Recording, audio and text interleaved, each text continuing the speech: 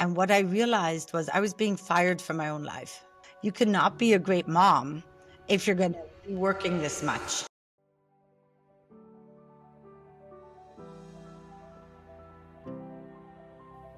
Hey, I'm Sam, and this is The Phoenix Table.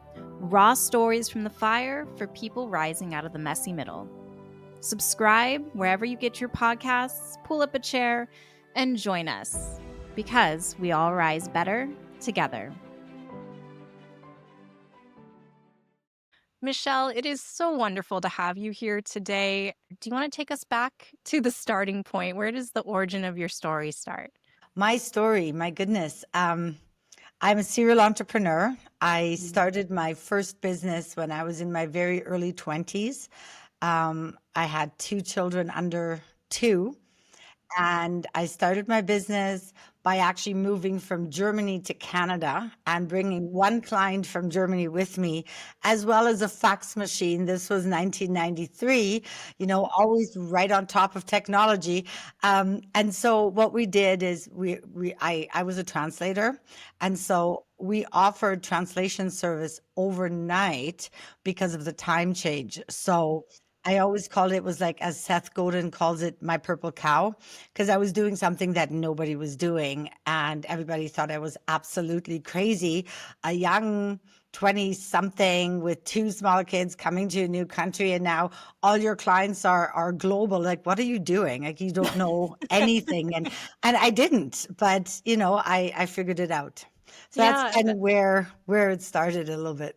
explains the fax machine, definitely. Yeah, yeah.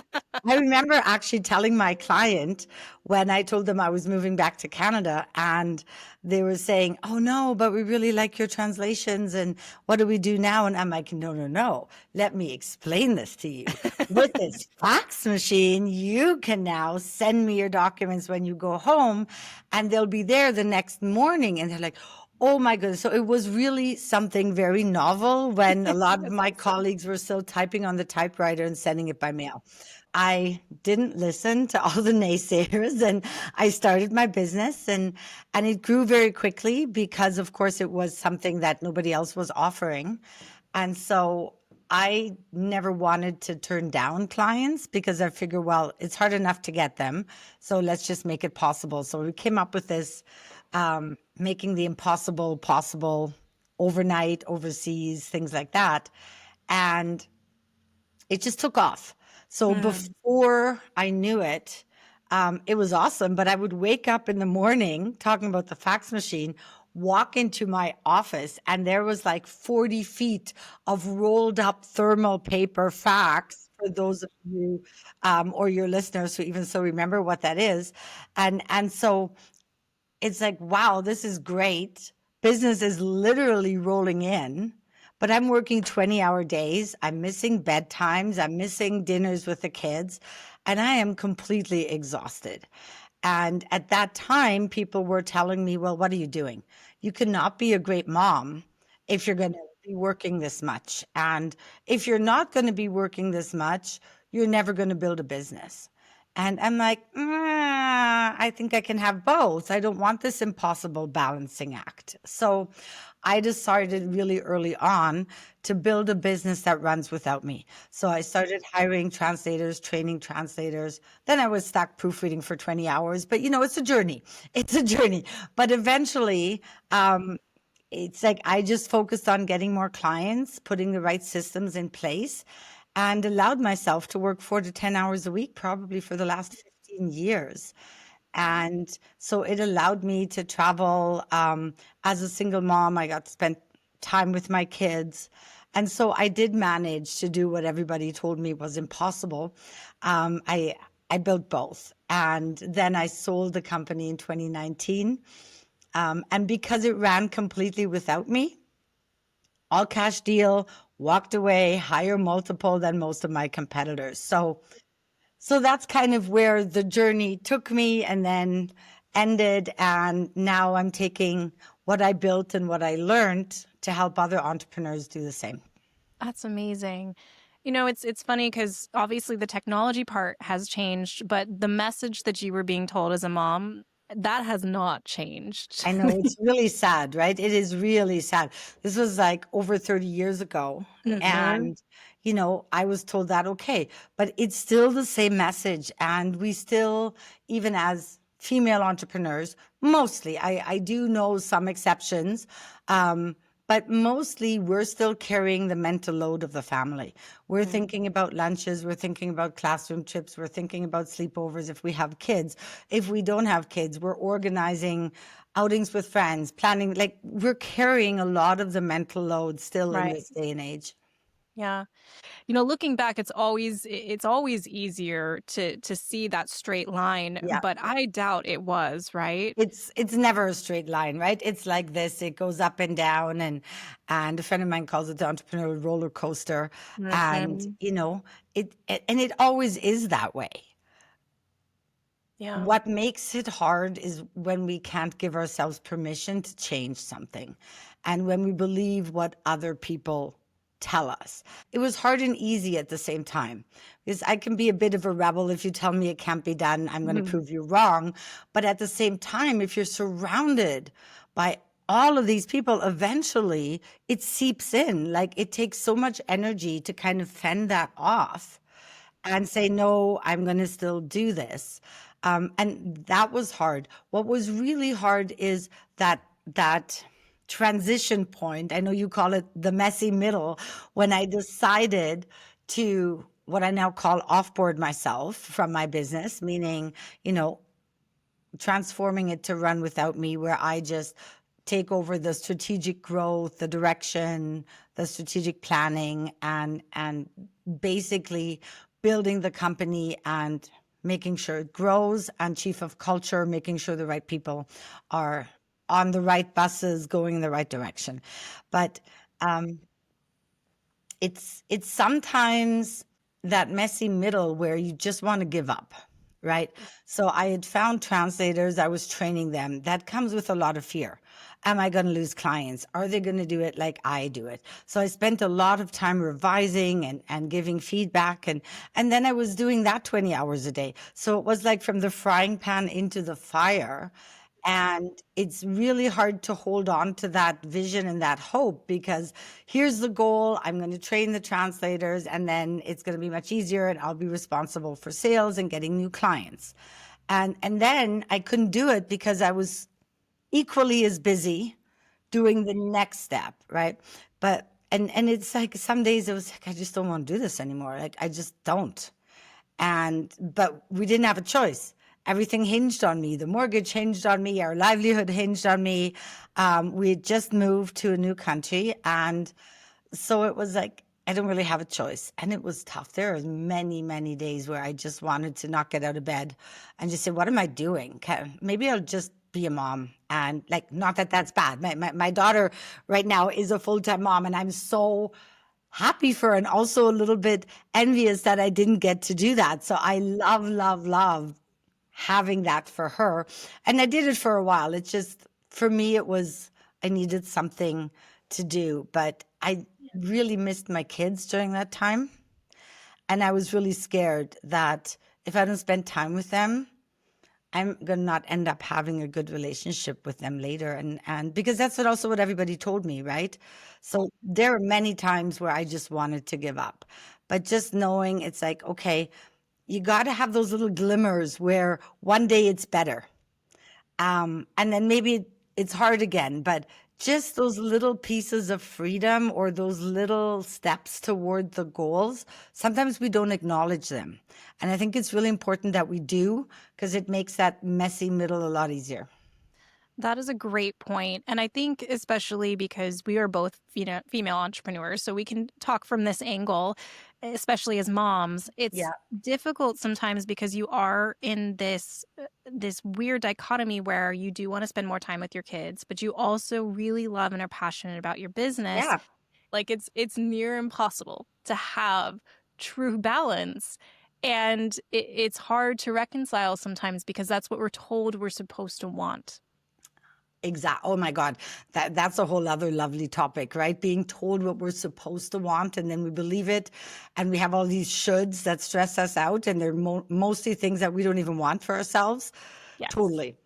Totally. But work-life balance, let me go on a tiny little rant. I have a whole chapter in my book about work-life balance and how it's useless, especially for entrepreneurs. And it actually creates more stress than it creates freedom, right? Mm, Because so work-life balance originated in the 50s to help women who were entering the workforce figure things out, right? It was mainly for women because most of the men had the balance, probably more balance than they have today because they had a right. wife at home that took care of everything. And I'm not judging. I want one. But Me too. right? So it was for women who were entering the workforce and trying to help them still take care of home and work. Now, Mm, when you just think of the word balance, now something moves. Now you need to put energy back in to bring it back to here. But something always moves. So yeah, now where are you spending your energy just trying to balance everything out? That's not progress. right. That's just trying to maintain the status quo that is impossible to maintain. And I see so many people with those shoulds around it. I should only work till this. I should do this, right? But as entrepreneurs, very often, okay, maybe I'm going to work a 14-hour day because I'm in flow. And maybe the next day I take a day off or I Right. don't want to get out of bed or I want to do something different, right? So I call that work-life harmony. Ooh, And I love that. but I'm going to add one little flip to it because why is it called work-life balance in the first place? It's all life. We don't stop living when we go to work, True that. right? And Yes. why is work first? Right? If anything, it should Mhm. say life balance or life harmony or life flow because we're still alive when we're at work. And why separate the two? Like Totally. it sets the premise that one of them is better than the other. That is so true. And we're still moms at work. We're still parents and, Yes. you know, daughters, sons, etc. We are Yes. still ourselves at work. That's We so are, true. and we're also entrepreneurs at home.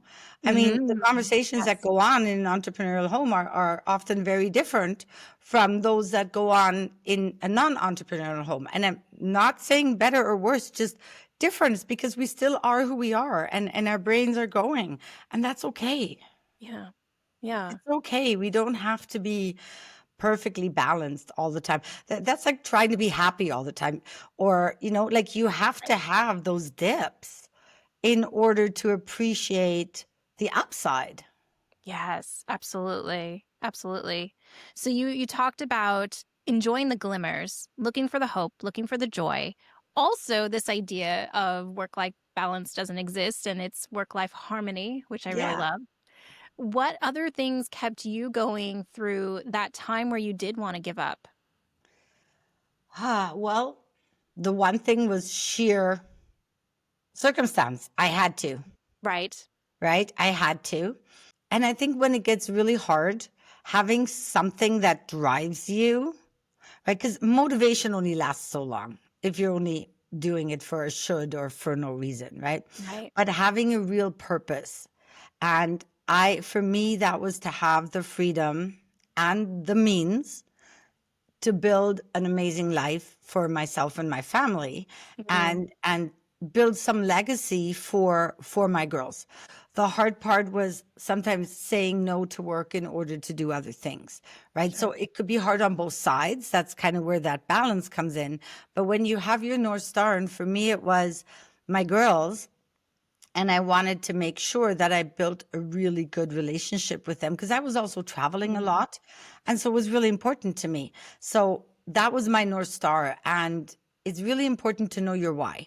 If you know your why and your why is really true to you, you'll get through the hard times. But if your why is not really true or you don't know it, it's so much easier to give up. So for me, there was one night, it's 2 a.m. I had been working since morning doing the translation. And then, of course, I had to print them out and fax them all back. Right. And then I had to wait for the confirmation. So it wasn't a quick send button thing. And so I was listening to my answering machine. And there was my hairdresser who was very, very angry because, again, I hadn't shown up for an appointment because I had work coming in. And And then it was my doctor who told me that there's a wait list for new patients. And if I'm not going to show up, then they can't take me anymore. And the third one was from my first new friend that I had met. And she's like, "What's happened to you? Are you still alive?" And I went upstairs and I tucked in my girls. And what I realized was I was being fired from my own life. And when I went up, looked at my girls sleeping, I'm like, if I don't make a change here, they're going to fire me from their lives one day. And that was my why, to keep going and not just, do one thing or the other, but just my why. It's like, this is so important. And I'm not going to work so much that I miss this and then I get fired from their lives. And that was so that's something that really kind of grips your heart, or that you're really passionate about building. Because whatever you want to build, I built another company now, right? Where I'm doing that. And yes, there was slumps there too. And you think, well, I know how to do this already. I coach other entrepreneurs on how to do this. It doesn't mean we do it right all the time, right? So even the second or third time around, you still have these bumps. You just have Mhm. more awareness and you're quicker to say no, I think. Mm. And that sounds like one of the lessons too that you learned through this whole journey was the power of no. That was a hard one for me. I'm not going to Yeah. lie. That's a hard one for me too. It very hard because, as I mean, I like to help people and please people, and saying no for the longest time felt selfish if I knew that I could, Yeah. until I realized I was saying no even when I couldn't. Oh, tell me more about that. Well, I'm always happy to help. I do a lot of free stuff. I'm available for people if they need me. But it became so much of a habit that I couldn't say no.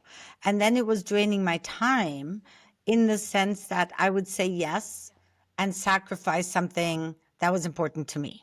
Mm. Okay, so maybe I wouldn't start a painting, or I wouldn't do something else, right? I wouldn't sacrifice time with my kids, but I mean, I'm not going to lie. There have been times where I've said yes to something where I had to say no to my kids, and as moms, that's always hard, and sometimes there's a reason for it. But when Right. you're just doing it to say yes to people, so that they like you or they're not mad at you or whatever, um, then it's basically emptying your cup. And then if you keep saying yes, you have nothing left to give, right? Mhm. So that no was a really hard lesson. And it's almost like you have to exercise that muscle a little bit, right? So you start with the small ones and then it becomes easier. You just have to Yeah. practice it. And again, that North Star, what do I really want? What do I want my life to look like? And like a business plan, that why, that North Star, that vision of how you want to design your life, like a business plan, it guides you and it makes it easier to say no to something that doesn't fit. Were there ever times in building your business, the first one or potentially even subsequent ones, where you really felt like this was not going to work? And I know you spoke about days where maybe you didn't want to get out of bed, but did you ever hit any points where you were just like, man, this is it. I'm done. Oh, yeah.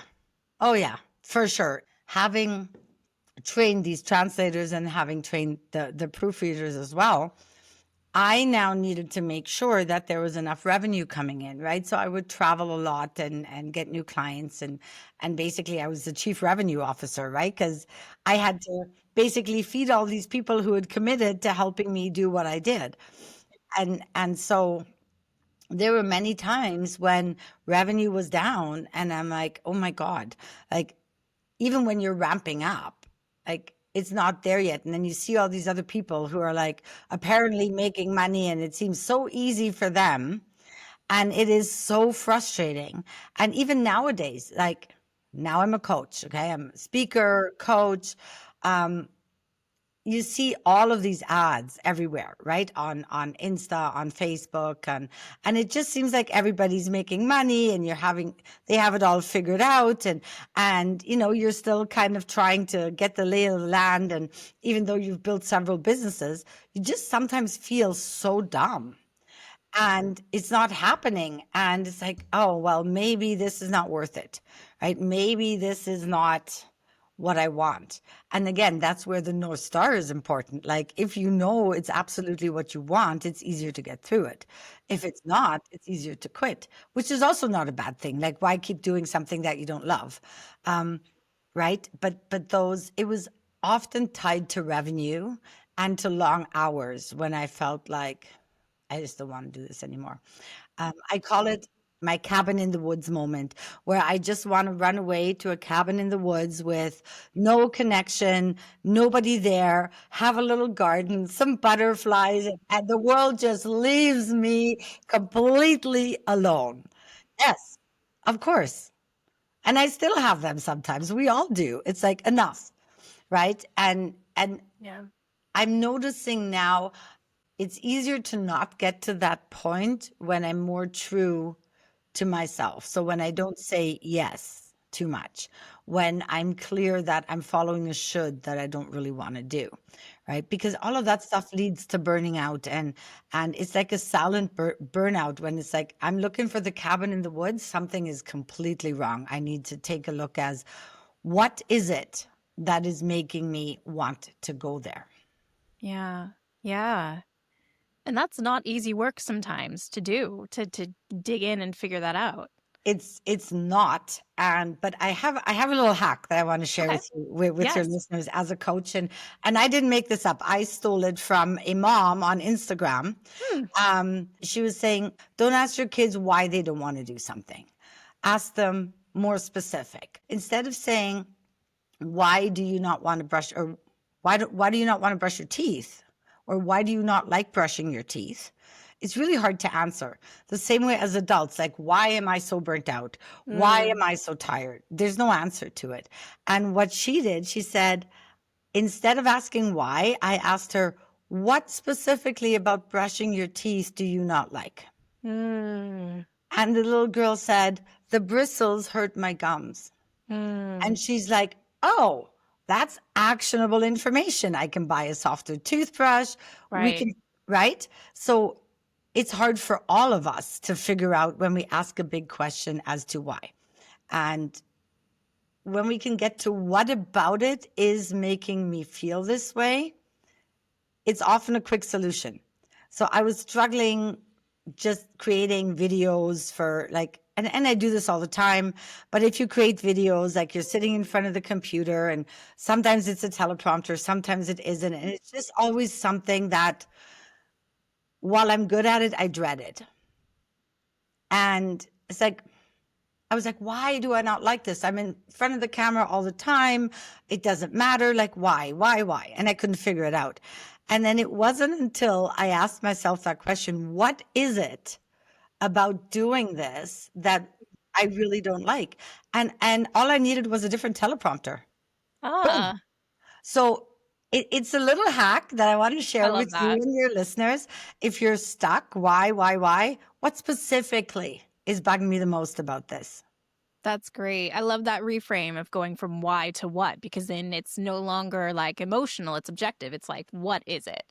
And Yeah. why comes with judgment, right? I mean, Mm. that little voice in our Yes. head that can be great or not so great. If we ask why, it's typically followed by, why can I not do this? Why am I so bad at this? Why am I not more efficient? Yes. Why am I not more disciplined? And it's a slippery slope that, kind of goes into negative self-talk, and I mean, that doesn't help anybody, makes Yeah. it worse. But if we can say, what is it? What is judgment free? There's no guilt, there's no shame, there's just identification. So it makes it more neutral, and it feels a lot better and it feels more like you're in control. It's like, why? Oh, why? I'm out of control. What is it? Okay, I can fix this. I can figure this out. I'm smart. That's a great one. I'm definitely going to carry that one with me. Michelle, you coach a lot of entrepreneurs today. Is that right? Yeah. Yeah. And knowing everything that you know now and all of the experience of being a coach, what do you feel like is one of the biggest hurdles that perhaps we haven't talked about when it comes to people working themselves out of their business and into, the life that they actually want? Yeah. That's a great question, Sam. The biggest hurdle that I see entrepreneurs most commonly share is giving themselves permission, and it's the guilt Mm, and fear of loss of control. So it's all fear. It's all fear, it's all right? fear And based. and that's okay. Fears serve us well, right? We don't want to build Hmm. a multi-million dollar companies and then just abdicate everything. Of course, we're going to be scared of losing what we've built. Yeah, fair enough. Yep. But it really is like I can give entrepreneurs all the tools. I can walk them through all the steps, hold their hand through it. If they can't give themselves permission to actually trust and let go with the right control mechanisms in place, or if they can't overcome their guilt, those are the biggest holdbacks. Mm, And the guilt often comes from the way I look at it, kind of a misinterpreted way of servant leadership. Servant mm, leadership is fantastic, absolutely. But a lot of entrepreneurs take that to mean I need to serve in the same way that everybody else serves. I need to be the example. I mm. need to empty the garbage bins and clean the toilets if that's what I'm asking my staff. Silly example, right? No, But but it makes sense. Yes. right, and that's what often a lot of entrepreneurs think that's what that means. So if we say, okay, you can offboard yourself from your business so that in your superpower, you can grow the business and make it better and make it better for the people working in it and better for your clients. That's not enough to alleviate the guilt of saying, but now I'm the boss and now I'm not in the office and people don't see me. And now I'm not doing the same as everybody else. And it's a big mindset Hmm. shift because really to me what it means is being a servant leader is working at what you're best at that provides the most value and inspiring your team to do the same. Build a team of people who love what they're doing, right? So often we hire people and we don't even ask if they like their job. And people don't ask themselves that. I mean, it's a big problem, right? It's like, oh, we tick the boxes. I have that skill. I have that skill. I have that skill. I have that skill. Um, the most important question I've always asked in an interview, like, what do you love doing and what do you loathe doing? And they're like, oh, you mean strengths and weaknesses? No, I don't. Like, I'm a fantastic writer. I'm a translator by trade. I'm great at writing. If I applied for a job and somebody asked me, is writing one of your strengths? I would say yes, but I don't love it. So I'd probably get fired 2 weeks later because I'd miss every deadline. So it's not the same thing. Ask people what they love doing. That is serving their greatest potential. And then that serves the business. So removing yourself and allowing people to shine and grow instead of micromanaging them, to me, that's a better way of being a servant leader. So there's a lot of guilt, there's a lot of misconceptions. Back to your original question, what is the biggest common denominators Yeah. is fear of control and guilt. Mm. What's so interesting listening to that explanation is that you can actually apply that to any leader, any executive, anybody who's leading a team. Yes. Yes. It's that muscle of delegation and why, or rather, what do you not want to give up and why?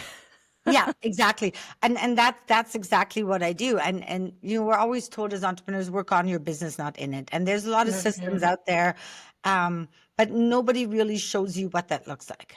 Mm. Nobody shows you, and in my book and in my talks, I always tell people stop delegating. And they're like, how do I Mm. stop delegating? You're telling me you're going to help me transform the business to run without me. And now you're saying stop delegating. Why? Well, when we delegate, we typically just want to get stuff off of our plate. Mm. Most of the time we delegate stuff that's been lying there for a long time. And, we've stopped kidding ourselves that we're ever going to do it. Um, Mhm. or it's stuff that we don't like or we're not good at. So we give it to somebody else, but we still own it. So it's still our responsibility and it's our mental load. So Mm. you do that once, great, feels good. Then you do it again. Eventually, you're going to need a spreadsheet just to keep up what you gave to whom. Sure. And then you wake up in the middle of the night. It's like, oh, okay, I should check on in with them. And then boom, we go in and we micromanage. How's this coming? How's that coming? Mm. Da, da, da. And when people maybe don't deliver, we lose trust. That's a problem. But if we give people a full responsibility and ownership and say, here's the outcome that we want.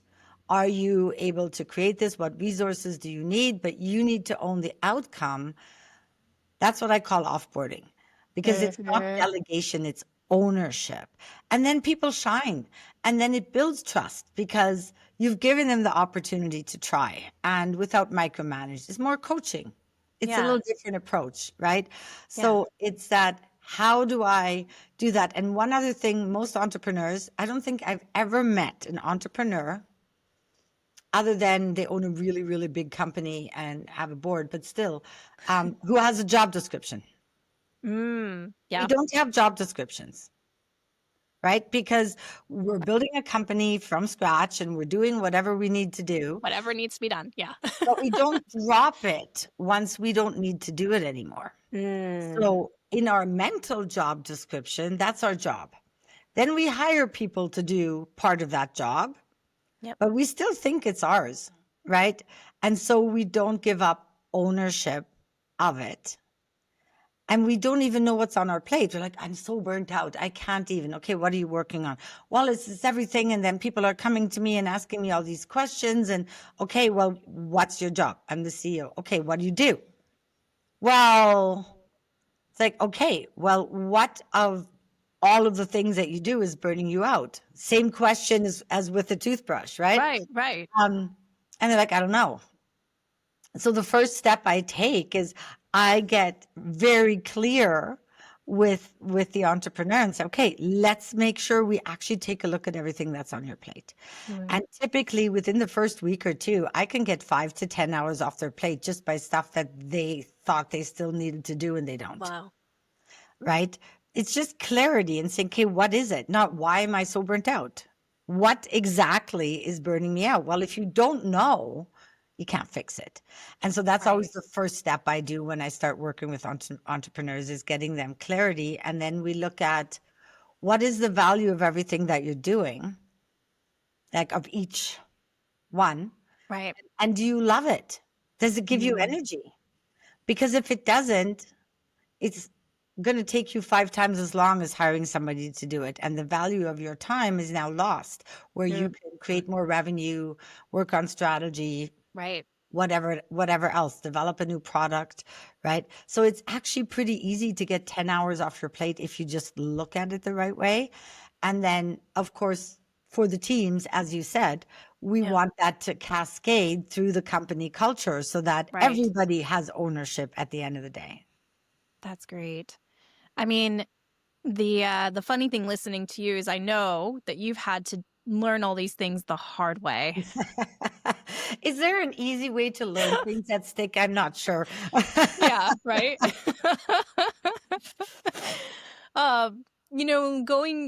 Going back kind of full circle here, knowing what you know now, being through everything that that you've been through, what do you feel like you would have told yourself, back in 93 when you moved across the country, your 2 little girls, your fax machine, like, what do you what do you feel like you would have told yourself knowing what you know now?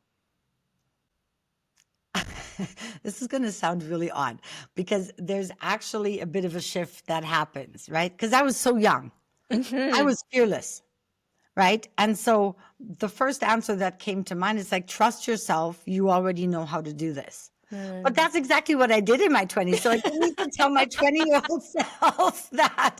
I need to remind myself now, right? So and sometimes it's yes for your younger self, but then Mm. you get more noise and more people in your head and you read countless books and, you learn so much. And sometimes then that creates a bit of a mess too, because like, trying to find, okay, what do I want and what is right and what of all of this knowledge available for us is right for me, right? Mhm. And then especially nowadays you have all these gurus telling you everything. And it's like, okay, is that right for me or is it not? And so the message would be the same, even though my 20-year-old self actually knew it better than I do now. Because I wasn't confused. I knew nothing. It's much Totally easier. understand. It's Yep. much easier. All I had was grit and a vision, and it didn't matter. Of course, I could do it, right? Mhm. It's the doubt that creeps in over your career that, Yes. you need to remind yourself of. But the biggest lesson really for me in all of this is trust yourself. Mm.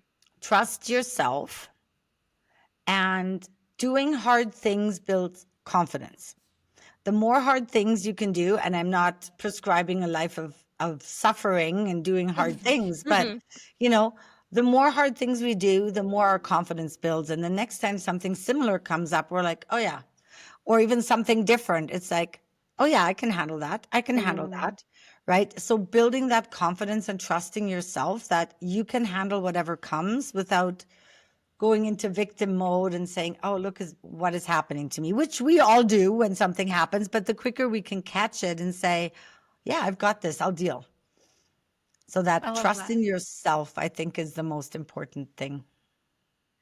Michelle, tell us a little bit about your book as we're kind of parting ways here. It's called The Art of Offboarding: How to Transform Your Business to Run Without You and Get Your Time Back. So that is the book. It is going to be published on November 5th. So if anybody wants it, you can go to my website, michelehecken.com. As you can see, Michelle with one L, otherwise you won't get there. There's a link for the wait list for the book to get notified when it's published. You'll get an email, and any other information you're looking for there. Thank you for joining me on the Phoenix Table. If you enjoyed today's episode, please like, review, and subscribe, and make sure to share this story with someone who might need to hear it. Remember, we rise better together.